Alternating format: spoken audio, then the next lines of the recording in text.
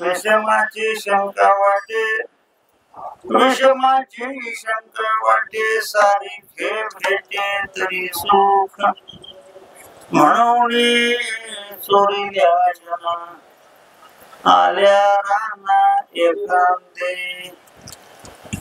तुझी आसी कळू नये, तुझी आसी कळू नये, दया सोय नाही आल्या राना एकांते, तुका म्हणे मोकळे मन, तुका म्हणे मोकळे मन, नारायण भोगाशी मानवनी चोरील्या जना आल्या राना एकांते, समजन सरोजम सांद्रणीला जगणनीत पाणी मंडन मंडना, तरुण तुळशी माला कंजरम कंज नेत्रम, सदैव धवलहासम विठ्ठलं चिंतयामि, नागेंद्र हराय त्रिलोचनाय, भस्मं रागाय महेश्वराय, नित्याय शुद्धाय दिगंबराय, तस्मै नकाराय नमः शिवाय।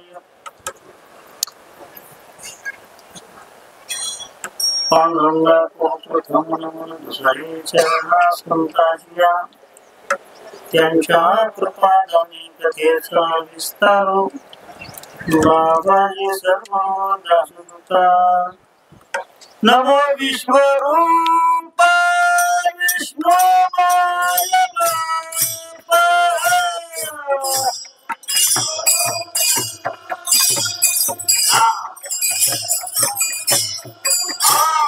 नमो विश्वरूपा विष्णु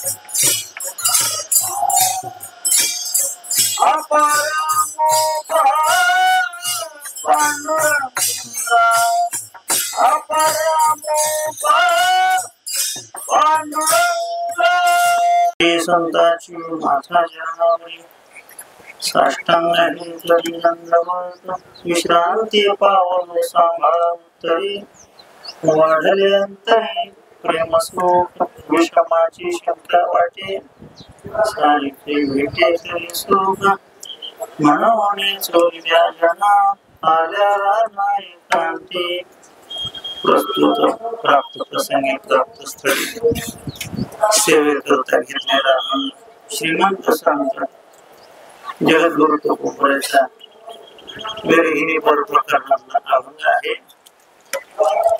कीर्तन सेवा ही नैमित्तिक अशा प्रकारची आहे. श्री संत श्रेष्ठ ज्ञानेश्वर महाराजांच्या पालखी सोहळ्यामध्ये तुम्ही आम्ही श्री क्षेत्र पंढरीच्या दिशेला मार्गक्रमण करतो आहोत. भाग्यवान आहोत आपण सर्वजण. कोण जाणे कोणाकडे उपासना, बरोबर सेवा घडते, संतांची सेवा घडते. कारण सर्व काही केलं आणि त्यामध्ये जर संत सेवा जर नसेल तर देवाला ते ओझ होतं. ते कुठलं साधना असो, तप असो, व्रत असो, काही असो. अवघा भार वाटे देवा संत सेवा न घडता संत सेवा. सेवा घडली नाही संत सेवा. आणि देवाला सुद्धा हीच प्रिय आहे. का म्हणजे संत सेवा हीच देवा. निवृत्ती ज्ञान देव सोपान मुक्ताबाई एकनाथ नामदेव तुकाराम आणि नंतरही बरे असतील, सांगावटेश्वर असतील किंवा इतर गाडकरी संप्रदाय मान्य संत असतील, या सर्व संतांचे बहुतेक करून प्रस्थान झालेली आहेत. श्री क्षेत्र पंढरीच्या दिशेने ते सर्व पालखी सोहळे मार्गस्थ झालेले आहेत. आणि आज श्री संत सोपान काकाही होणार आहेत. आज दुसरा एक असा योग आहे की संत निवृत्तीनाथ महाराजांचा आसामध्ये सोहळा वारकरी संप्रदायाला एवढी एकच गोष्ट म्हणजे घडत नव्हती की बाबा आपल्याला वाटचालीत असतो आपण कसं करायचं. सगळ्या जाणत्या मंडळींनी पंचवारीचा नियम केलेला आहे. परंतु त्यावेळेला ती काही समाधी सोहळ्याची वारी नाही. परंतु बऱ्याच लोकांना ते सांगावं लागतं, सांगितल्याशिवाय कळत नाही. आणि तोही समाधी सोहळ्याचा विषय आज आहे. आणि कीर्तन सेवेला थोडस या ठिकाणी उशीर झालेल्या सर्व गोष्टीला तसं या वर्षी उशीरच व्हायला लागलेला आहे. असं जैसे जैसे वेळ पडेल तैसे तैसे ते म्हणतात ना, पावसानंच ओढलं तर बघा दुसरं मी वापरत नाही शब्द. तर सांगायचं कोणाला तसं वारकऱ्यांना फक्त सहन करायचं. तो बिचारे सहनच करू नाही काहीतरी जरी ही आकाशीवर त्याला काही नाही. आपलं मुखाला नामस्मरण करत सदैव या ठिकाणी पंढरीची वाटचाल करणं. सदैव हे वारकरी जे पंढरी देखते पदोपदी विठ्ठल वाचा तया कायचा संसार. दुसऱ्या कुठल्या गोष्टीचा विचार करत नाही. बाकीचे माणसं जे असतात त्यांना काही गोष्टी घडतात परंतु त्या भजनाच्या आनंदात त्यांना भानच नसतं. परंतु रात्री बराचसा कहर झाला, वाटचाल करून येणाऱ्या लोकांना खूप खूप त्रास झाला. असो जसं असेल तशा पद्धतीने सेवा. तुका म्हणे करा सेवा आले जीवावर. आता जीवावर काही आपली येत नाही म्हणा, एवढी सेवा आपली नाही आहे.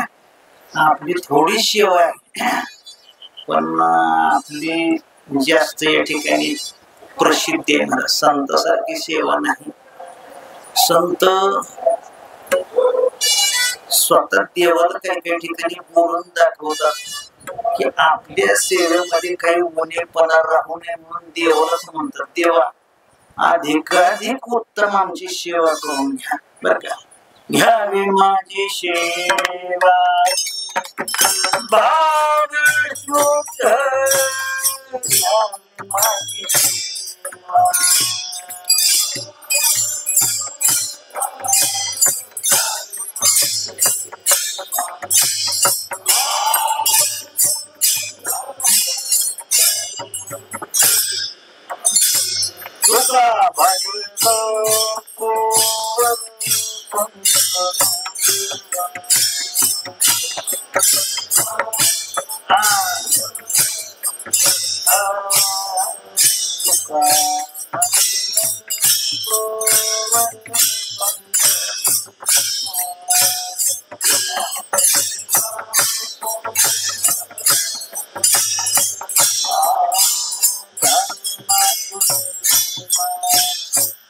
भाव शुद्ध माझे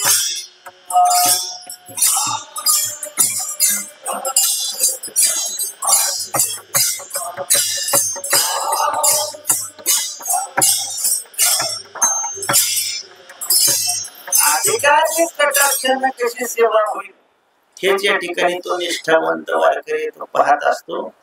त्या न्यायाने सर्व मंडळी या ठिकाणी उपस्थित अशा प्रकारचे महाराज मंडळी आहेत.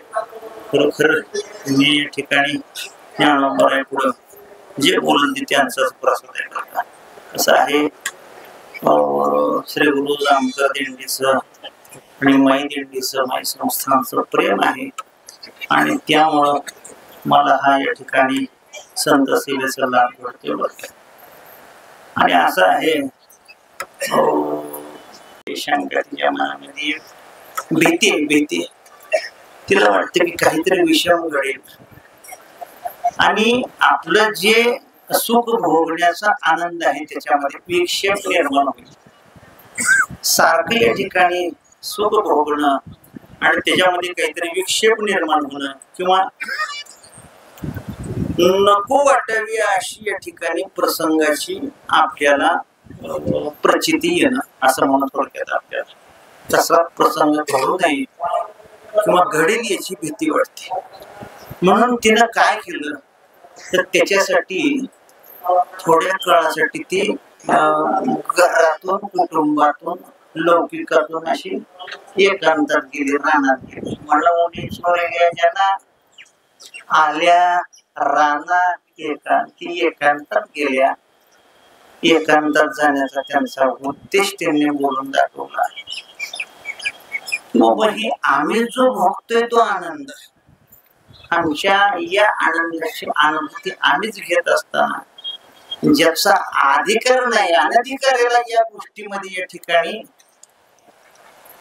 पाहण्याची संधी आम्हाला द्यायची नाही. काय दुजी अशी कळू नये दुसऱ्याला कळू नये जया सोय नाही ज्यांना या गोष्टी बऱ्या वाटत नाहीत प्रिय नाहीत त्याच्यासाठी त्या रानावनामध्ये एकांतात अशा प्रकारच्या गेलेल्या आहेत. आता शेवट ती विरहिणी म्हणते परमार्थ करायचा असेल भगवत प्राप्ती करून घ्यायची असेल भगवत भक्तीचं सुख हरीचा संग जर या ठिकाणी लुटायचा असेल तर त्याच्याकरता मन हे या ठिकाणी शुद्ध असलं पाहिजे.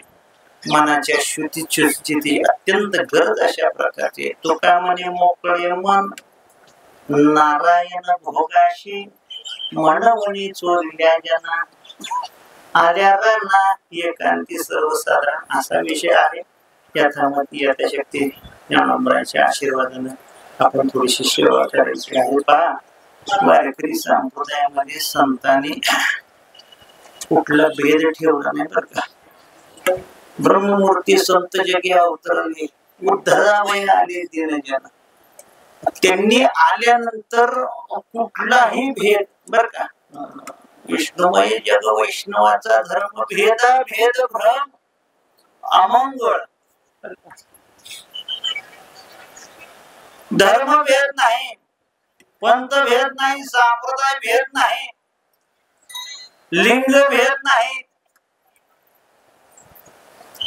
जाती भेद नाही लहान मोठा असा भेद नाही स्त्री पुरुष हा भेद नाही. यारे यारे लहान थोर याती भलती नारी न करावा विचार न लगे चिंता कुणाची तुका म्हणे याती हो का तयाची भलती. कुठल्याच भेदाला स्थान त्यांनी दिलं नाही वाव दिला नाही वारकरी संप्रदायामध्ये. तरीही एक काही भेद असे असतात ते नष्ट होत नाहीत बरं का. सर्व जाती जरी नष्ट झाल्या तरी दोन जाती आहेत बरं का संप्रदायामध्ये त्या पहिल्यापासूनच आहेत आज तर काही आहेत पुढेही राहणार आहेत. एक भाविकाची जात आम्हा भाविकाची जाती आणि एक अभाविकाची जात बस.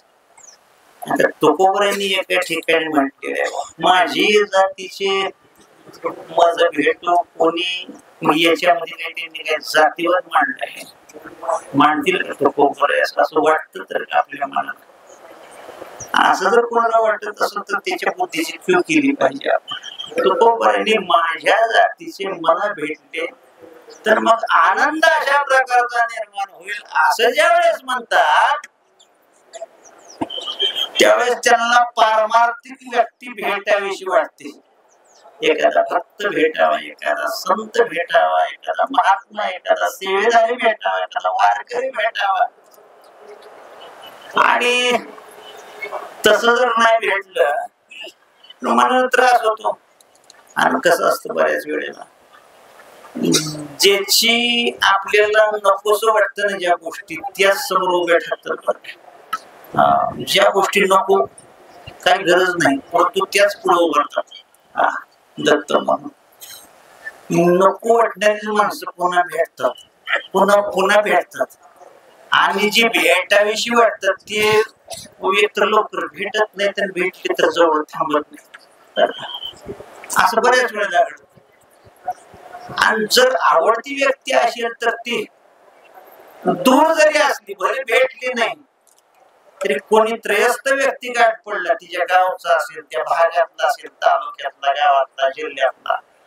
तर मग त्या व्यक्तीला आपण म्हणतो तो आमका हो हा मला परिचय आहे त्यांचा म्हणून मी तुम्हाला विचारत होतो आणि मग त्यांचं कसं आहे बरं आहे का त्यांचं कसं आहे ते सध्या कसं चाललेलं आहे त्यांचं आमची खूप दिवसापूर्वी भेट झाली होती एका सप्ताहामध्ये पंढरपूरच्या वाडीमध्ये मनी वसे त्याची आवडे उत्तर वाटे समाचार घ्यावायचा आवडीची व्यक्ती बसली तर असं होतं परंतु बऱ्याच वेळेला चुकीची व्यक्तीची गाठ पडते आणि मला त्रास होतो जेथे जावे तेथे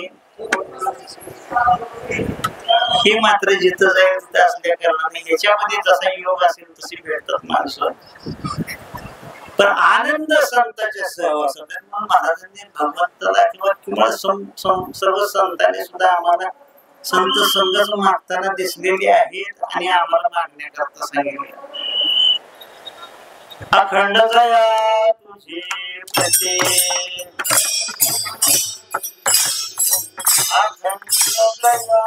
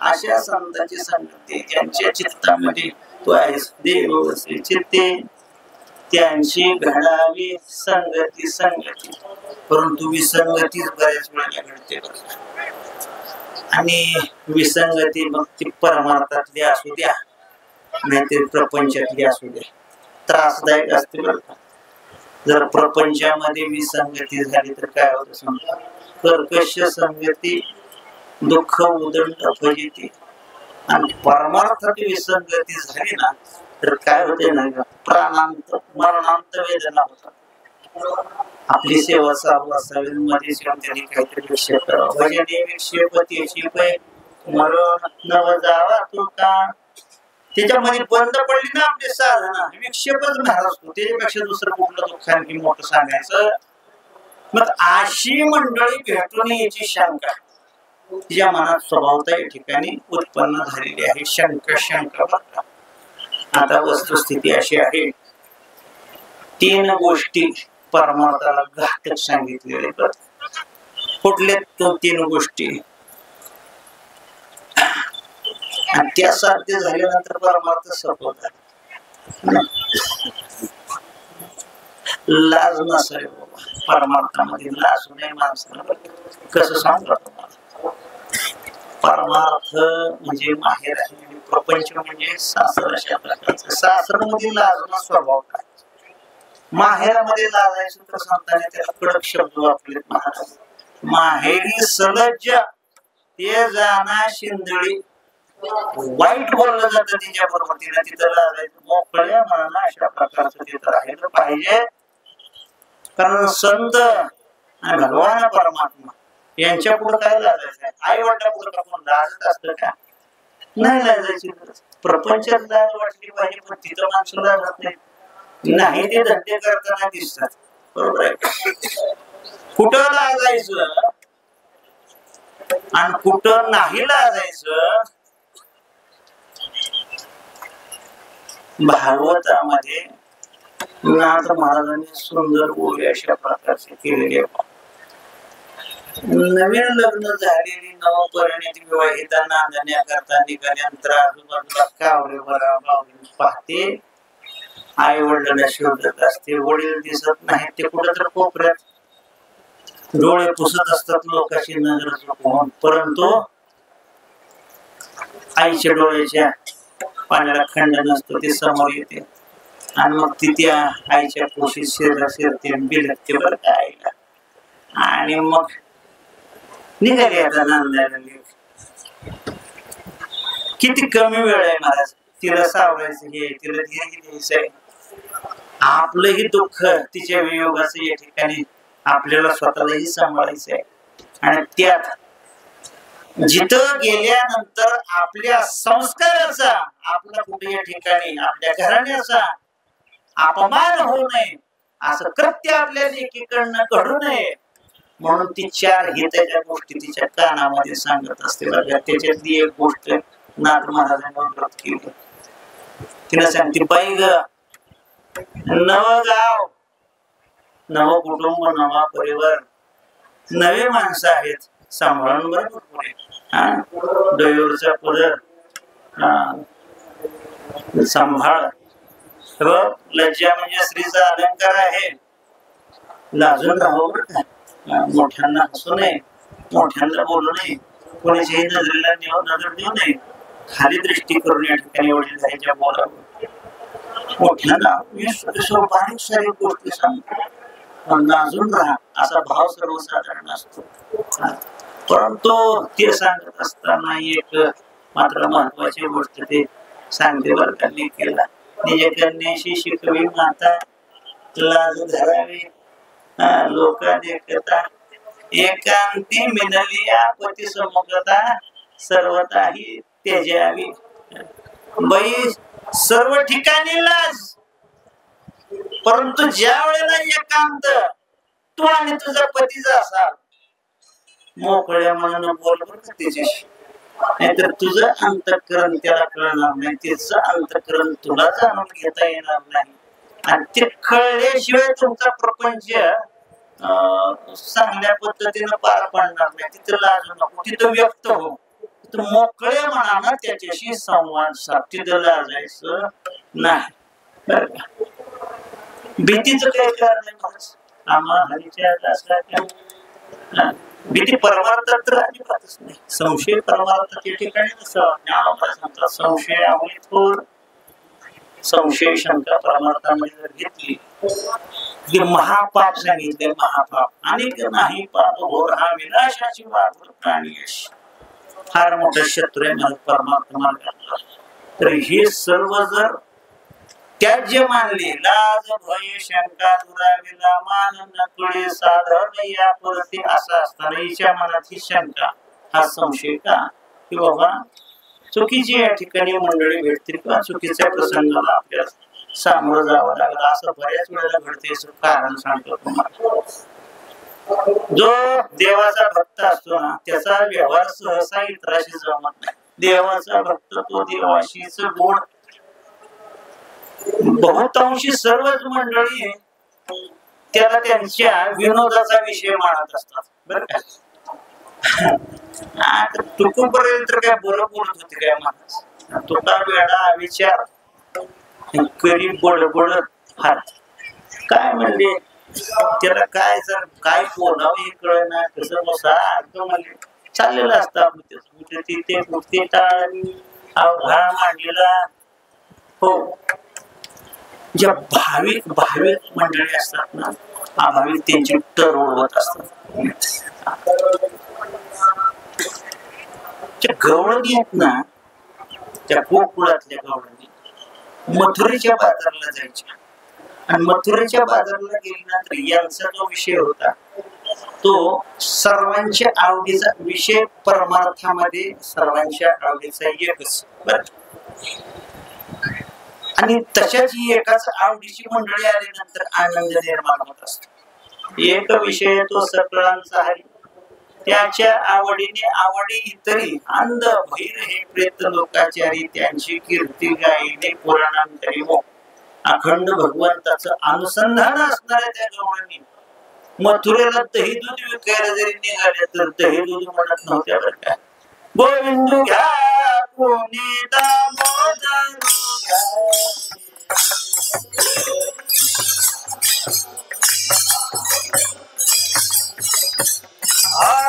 गोविंद घ्या कोणी दामोदर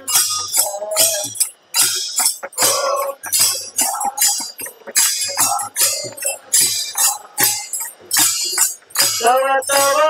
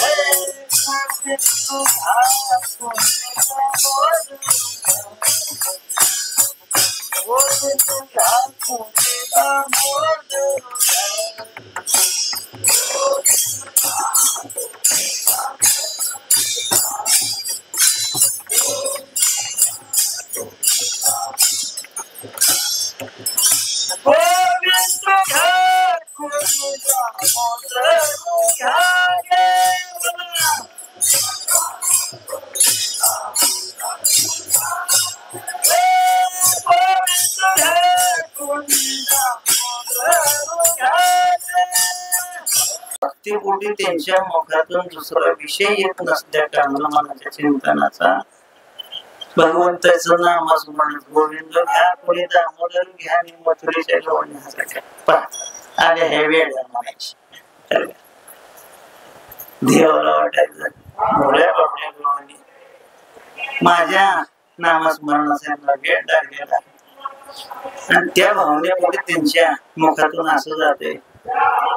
मी त्यांच्या वाचेला गुन्हेपणा कसा येऊ दे प्रमाण त्याच्या बोला देव भक्ताचा त्या बोलतात ना मला तसं वाटलं पाहिजे.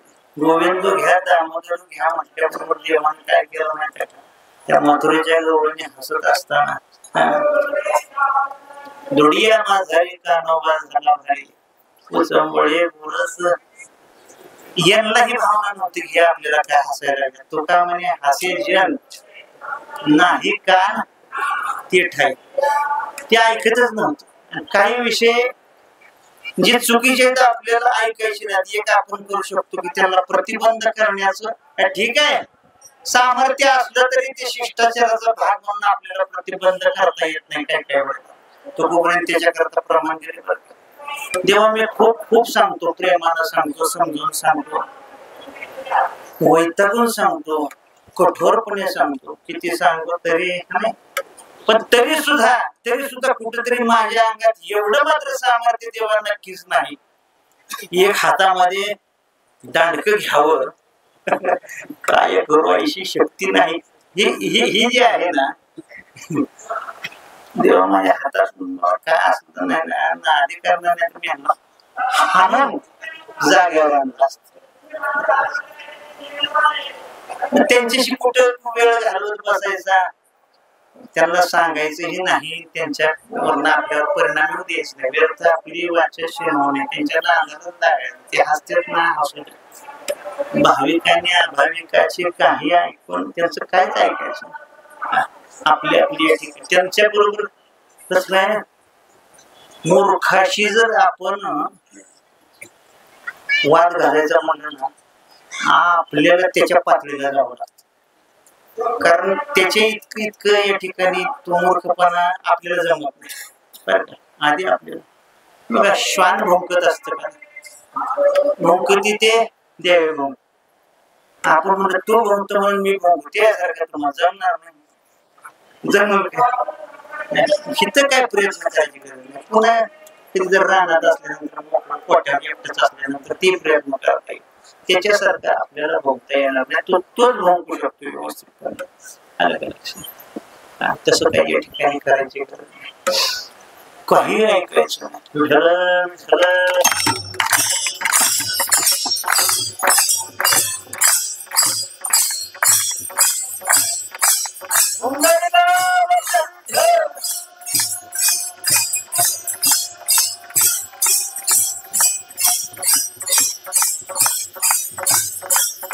मार्ग वेगळा, आपला मार्ग वेगळा. त्याच्यात काला अपव्यय करायची गरज नाही. जंगलामध्ये अनेक पशु पक्षी असतात, पण जंगल राजा एकच असतो, शिव असतो. तो अनेक पशु पक्षी असतात, त्यांची त्यांची भाषा त्यांना आवडत असते. एका विषयावर गाढवाचा वाघाचा संवाद झाला. संवादाचं रूपांतर वादात झालं. विषय असा होता, गाढव म्हणत होतं गवत पिवळं आहे, वाघ म्हणत होत नाही गवत पिवळं कुठं असतं का, तर हिरवच आहे. कुठंच काय त्यांचं मिठाचं चिन्ह नाही. जंगलच्या राजाकडे त्यांनी हा वाद आणला. दोघं चर्चा करत करत हमरे दरबारात आले. दरबारात बरीचशी माणसं या ठिकाणी बसलेली, वानामाचा दरबार भरलेला. याचा वाद पाहून, विषयाचं गांभीर्य पाहून वाघाला गाढवाला या ठिकाणी सांगितलं, सांगा तुमचं काय म्हणणं आहे. पहिल्यांदा या ठिकाणी गाढव बोलला, ते पहा म्हणले, आमचा बराच काळ एका विषयावर वाद सुरू आहे म्हणले.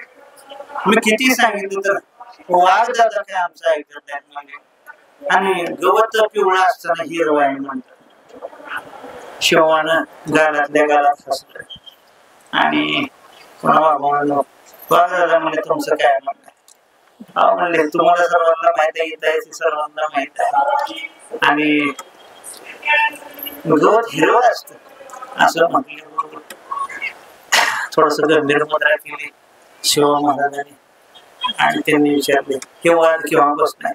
म्हणजे काल आम्ही हा विषय काढला, चर्चा झाली. म्हणजे आज म्हणजे 2 दिवस चर्चा करता, याच्यावर निर्णय काय न देता गवत पिवळा किंवा हिरवा. शिवमा महाराजांनी काय केलं, वाघाला 1 दिवस म्हणले, ते नसते का कोर्ट उठेपर्यंत शिक्षा, तसं 1 दिवस बंद करून ठेवा, त्यांना उद्या सोडायचं. आता ती शिवराजा राजा काय बोलायची विषय सगळे दरबारी गप्प. आणि मग वाघ महाराजाला काय, आता ज्याच्याकडून न्यायाची अपेक्षा करायची त्याच्याकडून न्याय झाल्यानंतर काय करायचं.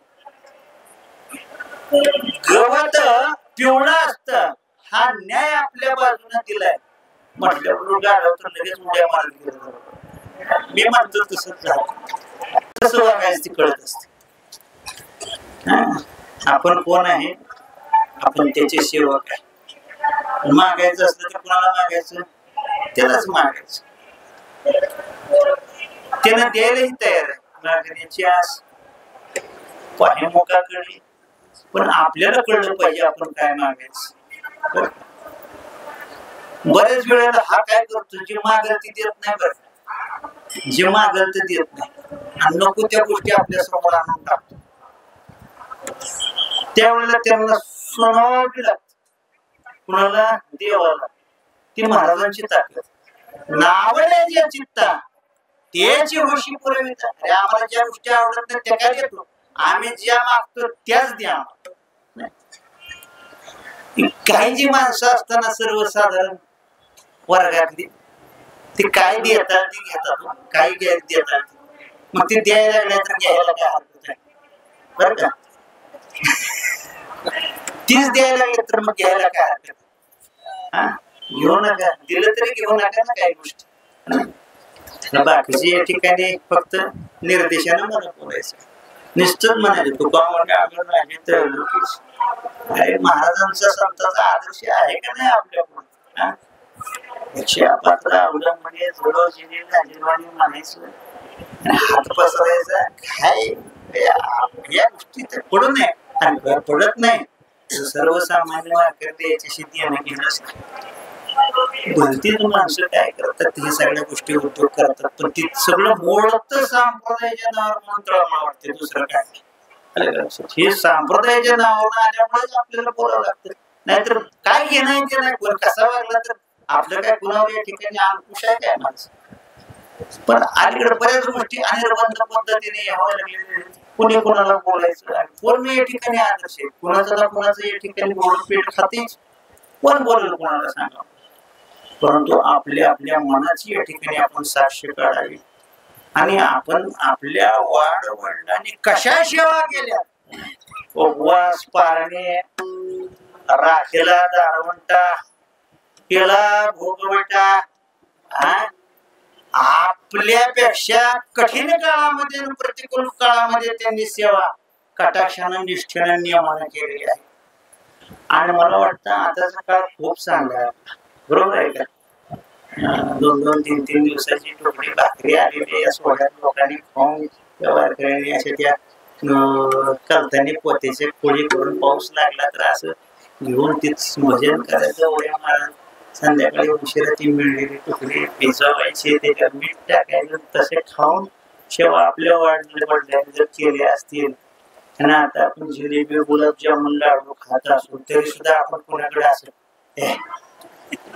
ह्याला काय म्हणताय तसं नाही. मग काय परंपरा घ्यायचो पुणे जतन ही जतन करायचं, ही जतन करतो आपण असं.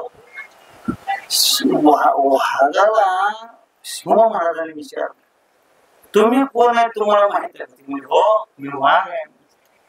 वाघ आहे म्हणजे ती कोण आहे म्हणजे गाढव.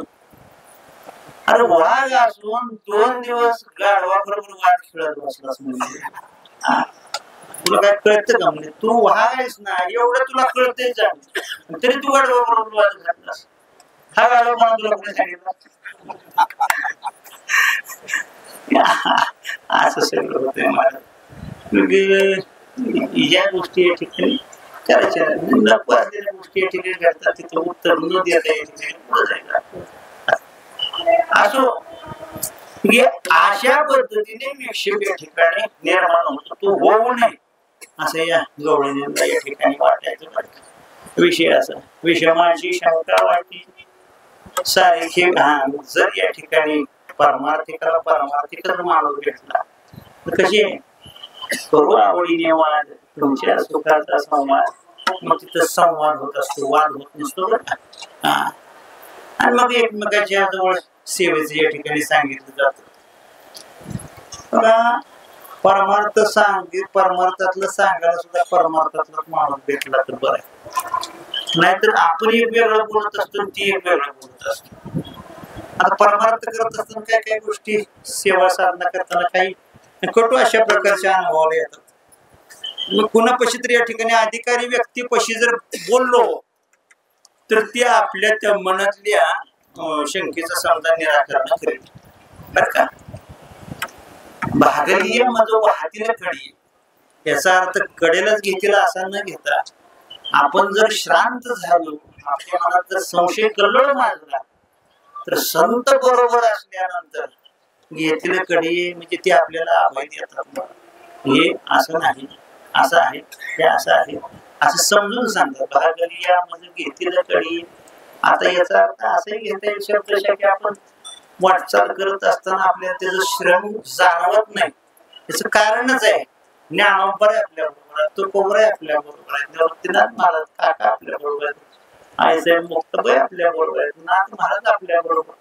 ह्याच्यामुळे ते श्रम जाणत नाही. परमार्थामध्ये जुनी जुनी म्हातारी वृद्ध वयोवृद्ध तुका म्हणे वृत्त होती तरणे आनंद तेचा मुखी शिवाच्या पहिल्या ठिकाणी आंधळेशी डोळे पांगळेशी पाय तुका म्हणे वृत्त होती तरणे रे असं या ठिकाणी हा आनंद. इथं काय शरीराच्या ताकदीचा विषय आहे का? इथे या ठिकाणी उड्या मारती या वातावरणच अशा प्रकारचं आहे. आश्रम झाल्यानंतर या ठिकाणी संत आपल्याला सांभाळून घेतात म्हणून संतांच्या बरोबर वाटचाल अशा प्रकारची केली पाहिजे. दुसरं एक असं सांगायचं, आपण एकटं गेल्यानंतर तो वाट पाहतो, वाट पाही भेटीची आवडी. संतांच्या बरोबर गेल्यानंतर बरवा वैष्णवाचा संग येतो सामोरा वाचले या ठिकाणी देव आपल्याला सामोरा. मग की आपल्याला परमार्थिक एकूण अशा प्रकारचा मनुष्य या ठिकाणी भेटला. जर परमार्थात काही या ठिकाणी अडचण निर्माण झाली तर इकडे प्रपंच आणि मित्रकडे माळा सुद्धा न घालता पंढरी न जाता माझं बघ कसं चाललंय. मग आपला बुद्धिभेद होतो महाराज, बुद्धिभेद बर का. भेदभाव करणाऱ्या माणसापेक्षा बुद्धिभेद करणारा माणूस खूप घातक. कारण तो या ठिकाणी जे काही सांगेल त्यानं चांगली चांगली माणसं सुद्धा या ठिकाणी त्यांची विचाराची बैठक स्थिर नसल्यामुळे म्हणा, स्थिर असली तर या ठिकाणी त्याने किती बुद्धिभेद केला तर फरक पडत नाही. ते असं सांगतच महाराज असं पटल असं पटवून देत आपल्याला.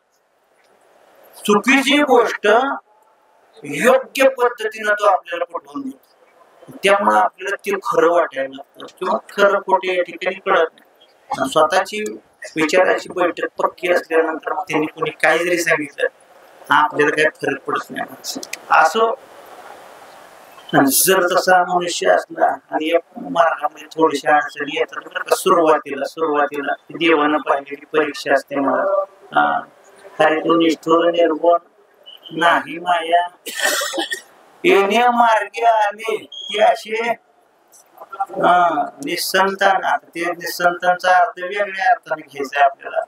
परंतु कठीण भक्ती तो कठीण सुळावरील कोळी देवाची ते कोण आला ज्याच्या घरात त्याच्या पुढेची संसाराशी तू येणं म्हणजे सुद्धा काय बरं नाही असंही या ठिकाणी सांगितलं. मग तो मज व्हावा म्हणायचं का नाही विचार करून म्हणा की झाले की तुमचा काठावर बसला बंधमुक्त अशा प्रकारचा या ठिकाणी होतो. असं हे सगळे या ठिकाणी कठीण गोष्टी सांगण्याकरता योग्य अशा प्रकारचा सारखे भेटे तरी सुख. मग सुख योग्य व्यक्ती भेटली की मग अशा प्रकारला आवडीची धनी फेडावया विषमाची शंका वाटी सारखी भेटे ते मन मुली चोरल्या ज्यांना. म्हणून घरात नाही ठिकाणी कुटुंबातली माणसं तर काही सेवाधारी करणारी माणसाला सांगितलं आमची कोणी नव्हती आईशी काय करावं महाराज म्हणजे हे बिघडलो आमचं पोरग. म्हणजे काय झाले नेमकं काय करायला काय म्हणजे गावात सप्ताह होता म्हणजे माळा घालून बसला. आणि आता म्हणजे भजन कीर्तन हरिपाठ कुठे सप्ताशी हजारच्या गावात असलेल्या 8-8 दिवस तिकडच जाते. म्हणजे दिंडी जाते म्हणजे दिंडीत जाते माझ्या बरोबर महिना बिघडून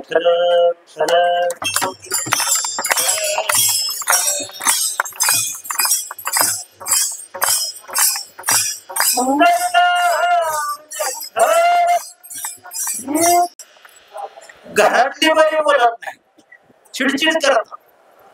बर पाहुणेरावळे मित्र मंडळी सुद्धा बोलत नाही नीट. ह्याच्यापासून काय आता आपल्याला मिळायचं काय मिळणार नाही. लोक काय म्हणले तर त्याच्याशी काही देणं घेणं या ठिकाणी त्याच्याशी लक्ष द्यायचं यांचा स्वभावच नसतो. त्यांनी काही म्हणले या ठिकाणी. बर त्यांचं ऐकत बसल्यानंतर काय दोष लागतात. त्याच्यामधले एक प्रमुख दोष अशा प्रकारचा आहे ज्याला आपण लोकेशना म्हणतो. लोकेशना लोक चांगलेही बोलतात आणि वाईटही बोलतात. वाईट बोललेलं कोणाला आवडत नाही बरं, पण चांगलं बोललेलं बऱ्याच लोकांना आवडतं. जे पंचविषय सांगितलेले आहे ना त्यातला पहिला विषय शब्द. जनस्तुती लागे मधुर, बर का. कुणी जर आपली स्तुती केली की खूप आनंद होतो, मला गुदगुल्यास होतो. गंमत ही आहे, ही स्तुती करणारे लोक जे आहेत ना, ज्याला आपण भाट वर्गातले म्हणून, भाट ते खूप झाले तो अलीकडे. ते चांगल्याला बिघडवतात, त्याच्या मार्गापासून भ्रष्ट करतात. स्तुती विनाकारण स्तुती. आता त्या स्तुतीचं जर अतिरेक सांगायचं झालं ना, काही घडलं नाही किंवा चुकीचं जरी घडलं, वा किती चांगलं आहे असं म्हणणं. गावातला पाटील घोड्यावर बसला, घोडा असं उच्च पुरव आणि अशा टक टक टक गावाच्या चौकामध्ये. आणि कसं काय झालं त्याचा रिकीबीतनं पाय त्या जोड्या सकट असल्यामुळे नाल निसटली का काय झाली, पाय निसटल्या, पाटील घोड्यावर दान करणं पडले चौकात.